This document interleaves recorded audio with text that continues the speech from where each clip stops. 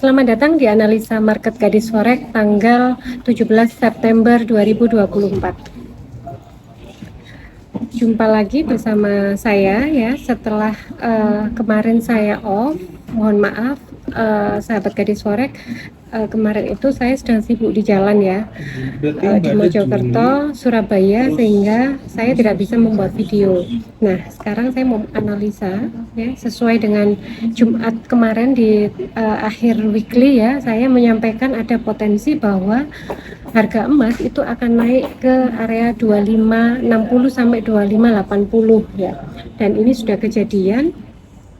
Kalau kita lihat daily ya, ini memang tertahan di area yang kemarin saya sampaikan ya, R1 period sekarang dan R2 period sebelumnya.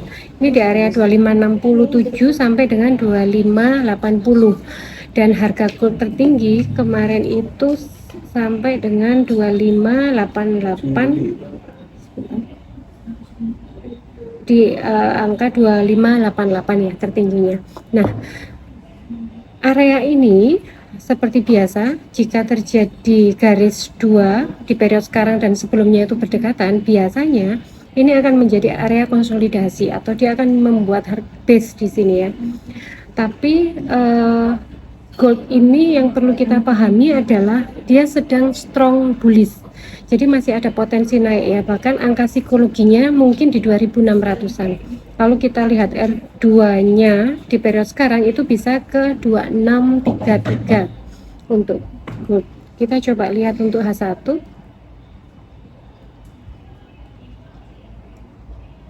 H1 juga tertahan di R3 periode sebelumnya ya, dan ini dia membentuk area konsolidasi atau area base antara 2589 sampai dengan 2577. Jadi ini akan di sideways sebelum akhirnya dia akan break di salah satu sisi.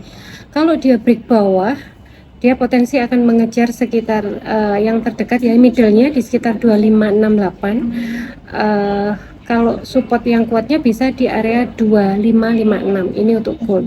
Tapi kalau misalnya ternyata dia break atas, potensinya seperti tadi ya, di sekitar 2600 sampai dengan 2633. Jadi menurut saya kalau mau ambil posisi pendek ya, nanti ketika dia turun di sekitar 2578 ini bisa ambil posisi buy, targetnya di sekitar sini 8485.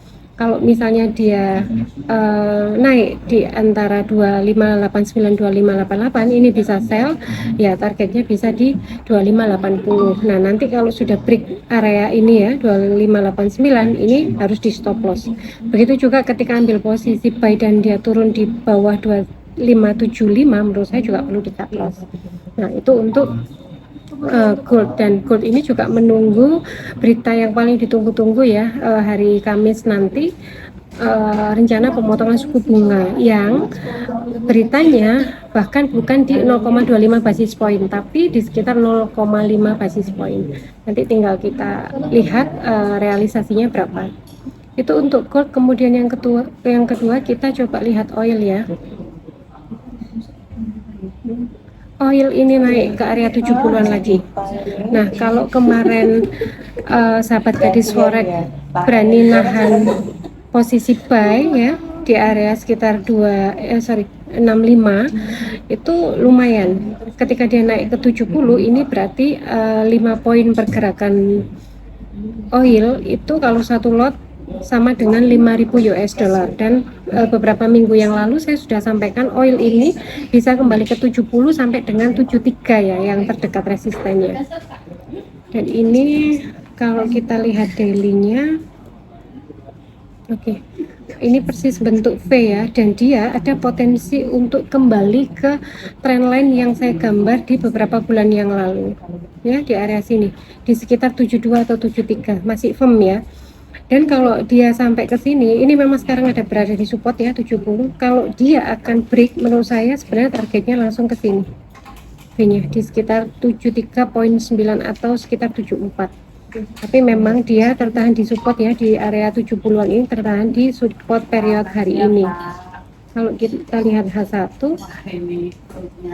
nah H1 ini masih potensi ke ini 71,21. Jadi sahabat gadis sore kalau mau ambil posisi buy mungkin bisa tunggu di area ini ya 70 persis. Nanti target terdekatnya di 71,24. Untuk oil saya tidak menyarankan untuk sell karena menurut saya harga oil idealnya jika dia berada di bawah 70 itu memang area untuk collect buy ya, karena ongkos produksi oil di beberapa negara itu sekitar 50 sampai 70. Kalau di Timur Tengah itu memang biasanya bisa 50 sampai angka 60 ya, tapi di area Europe, di area yang lain Amerika itu di atasnya 60. Jadi kalau harganya masih di bawah 70 itu harga yang pantas untuk di collect buy gitu. Kecuali ada berita seperti pandemi ya, pandemi COVID misalnya, itu yang membuat oil akan melemah sampai mungkin minus dan angka di bawah harga produksi oil itu sendiri. Kemudian kemarin saya juga ada mendengar berita ya, melihat berita sepertinya sekarang itu kan ada wabah yang namanya MPOX ya, atau cacar monyet. Nah, ini yang perlu diwaspadai, apakah ini akan menjadi endemi yang berubah menjadi pandemi atau ini hanya sekedar wabah biasa yang bisa diselesaikan oleh beberapa negara. Tapi menurut saya tidak perlu khawatir karena kita bangsa Indonesia sebenarnya itu sudah melakukan imunisasi cacar mulai dari kita balita ya. Jadi menurut saya kekhawatirannya tidak perlu dilebih-lebihkan, jadi kita harus optimis dan saya rasa pemerintah juga akan melakukan tindakan-tindakan yang representatif sehingga kita akan aman dari wabah ini. Itu untuk oil. Kemudian yang ketiga saya Bitcoin ya. Oke, Bitcoin masih tetap berada di area sideways, area konsolidasi ya, meskipun kalau kita lihat daily ini kan konsolidasinya dia semakin menurun ya. Meskipun pergerakannya semakin kecil ya, dia tidak bisa nembus area 65, dia juga nggak bisa turun lagi di bawah 52 ya di sini. Bitcoin ini masih berada di area konsolidasi dan di tengah-tengahnya di pivot ini Bitcoin di area 58 ya. Kemarin sempat naik ke 60 tapi dia dibawa turun lagi ke pivot. Menurut saya memang pergerakannya ini akan semakin mengecil. Kalau kita tarik garis triangle pattern lagi ini sebenarnya bisa ya. Jadi ini akan turun, kemudian supportnya ini naik, nanti jadi ketemunya dia di segitiga, tapi saya tidak perlu gambar karena saya sudah punya gambar trendline besarnya. Kalau saya lihat H1 juga di angka 58 ini tertahan di pivot ya.